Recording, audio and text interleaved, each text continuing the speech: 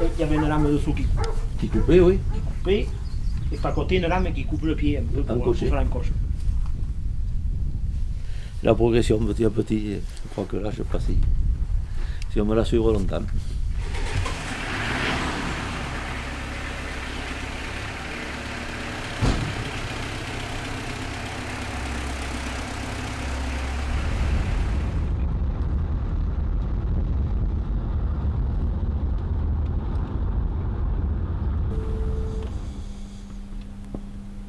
Oui, par où tu y es allé? Par où tu y es allé? Ah oui, allez, je t'ai venu, Par- je vais aller porter les virages. Par le châtaignier? On passe au mariage au châtaignier, pour mettre. D'accord.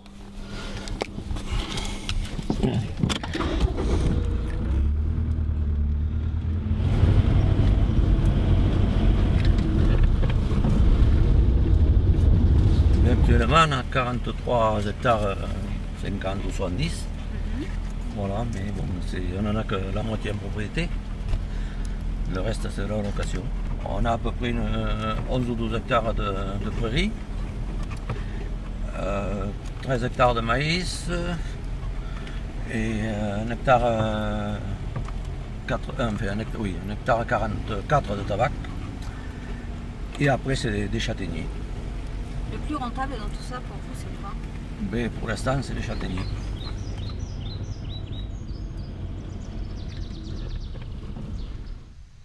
Tu vois, parce qu'il n'y a pas une châtaigne au bout. Tous les yeux attaqués, pas une châtaigne. Ils sont attaqués par quoi les châtaigniers? C'est le cynipe.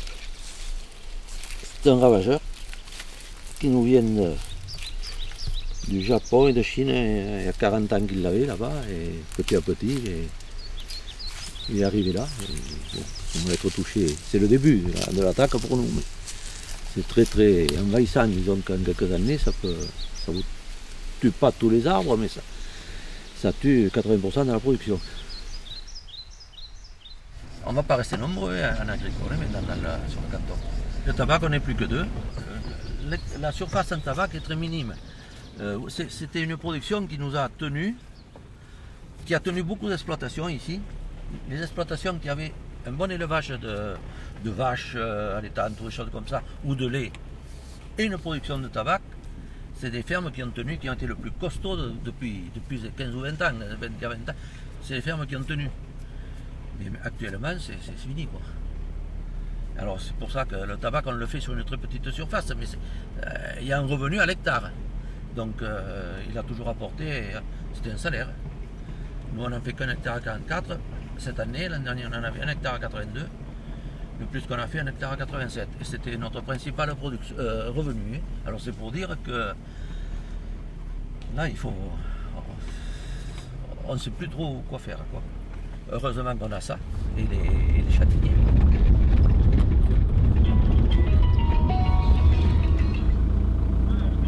Pourquoi?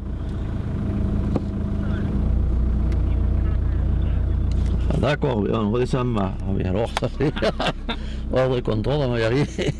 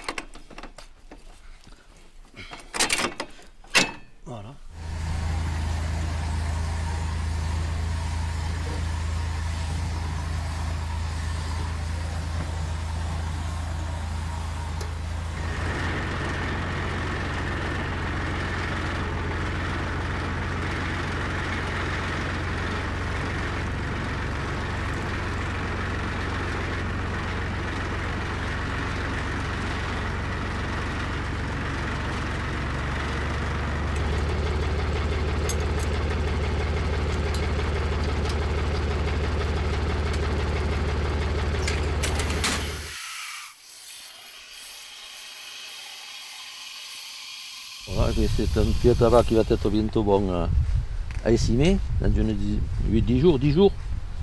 Bon, cette année, il est bien plus petit, il a le même nombre de feuilles, mais elles sont bien moins développées, quoi.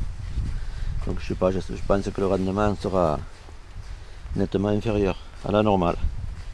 Donc, point de vue sanitaire, il est correct, mais on voit bien qu'au fond, dans les feuilles basses, c'est la chaleur, et il ne résiste pas trop bien à la chaleur, malgré l'arrosage.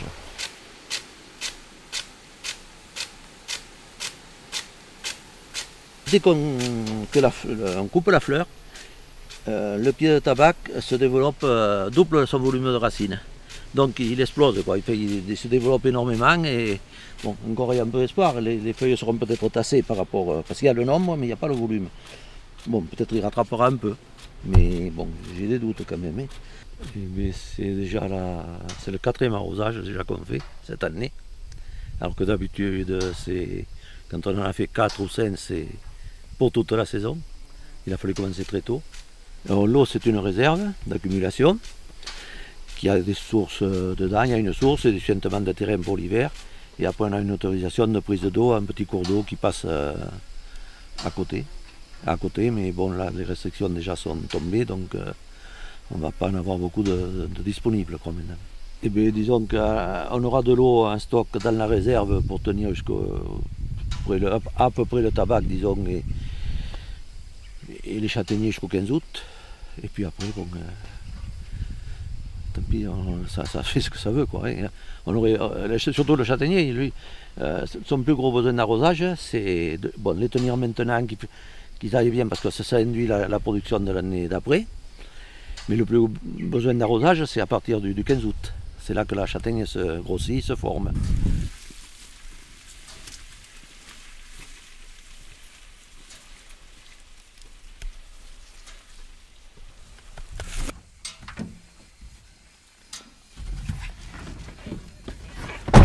Les hectares que vous avez, vous êtes combien de personnes à les cultiver? Disons, on est deux. Deux parce que bon, le fils et moi, la femme, bon, elle s'occupe de l'intérieur et puis les poules. Au tabac, elle nous donne un coup de main ponctuel, quoi, pour le défeuiller, pour le mettre pendre. Après, bon, si on a besoin de la poigne, elle est là, quoi. Mais enfin, bon, disons qu'on le fait pratiquement. On est deux, parce que même moi, maintenant, je ralentis un peu, donc je ne suis pas toujours à 100% au travail. Dans le village, on était 6 ou 7 foyers qui vivaient de l'agriculture. Et maintenant, on a toute la surface, disons, on est tout seul à exploiter. Les jeunes s'en vont et ils ne sont pas attirés par le métier agricole, parce que du travail, oui, mais pas le revenu, il est difficile à avoir. Hein. C'est une question de prix, souvent, de prix, parce que regardez, la PAC, tout ça, on nous a donné de l'aide. Mais avant de donner de l'aide, on vous baisse le prix du produit, on nous a baissé les prix des produits. Donc, rien à faire, hein. Il vous faut produire davantage à un coût moindre. Donc, plus de matériel, plus d'amortissement, plus de... C'est une chaîne sans fin, quoi.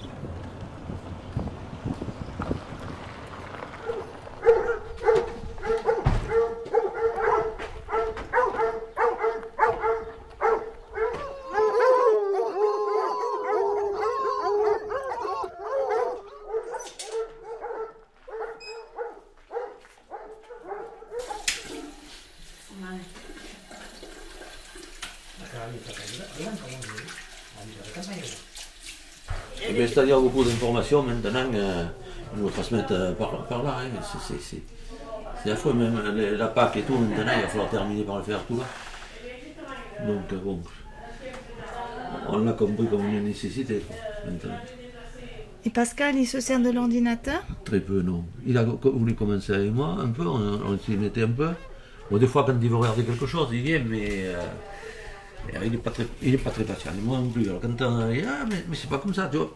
Alors quoi, père-fils, ça c'est, on s'entend bien, c'est vraiment bien. Mais bon, chacun a un peu ses idées. Donc je suis pas trop patient peut-être, et lui non plus, alors pourtant il faut qu'il s'y mette, hein. Il le sait. Mais... Est-ce que vous croyez que votre fils continuera ça longtemps? Je pense qu'il finira sa carrière là-dedans. Disons qu'il puisse tirer sur les châtaigniers quelques années et le bois à côté qu'il fait. Je ne suis pas trop inquiet pour quelques années pour lui, quoi. Puis je vois qu'on s'en sort, par rapport aux autres, pas trop mal. Pas trop mal. Enfin bon, le temps que ça dure, je ne sais pas. Parce que les choses vont vite. À 6 mois après, tout change des fois. Alors.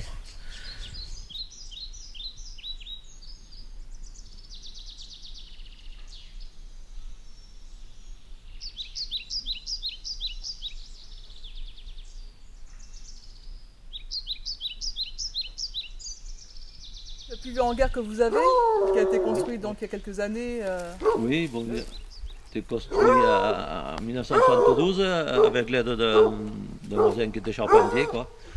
Ça a été fait bon, dans du bois brut, un peu. À l'époque, c'était tout à fait moderne, disons, mais bon, aujourd'hui, c'est un peu dépassé. Les planches en bardage, là, quand même, bon, il y a quelques-unes qui sont bien changées, mais ils sont depuis l'époque. Hein, ça fait...